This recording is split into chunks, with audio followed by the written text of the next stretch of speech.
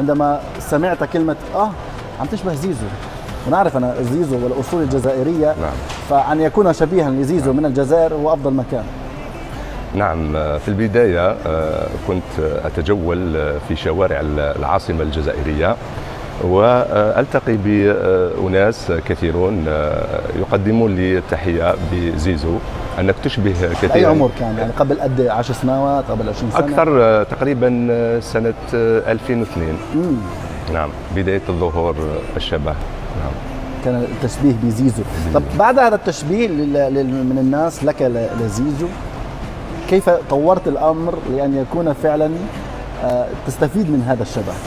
نعم، استفدت من هذا الشبه أو قمت بالعديد من الإعلانات وشاركت في العديد من المهرجانات داخل الجزائر وكذلك خارج الجزائر، وشاركت كذلك في فيلم قصير من إنتاج قناة الجزيرة أطفال تحت عنوان في انتظار زين الدين زيدان للمخرج الجزائري أحمد رشدي.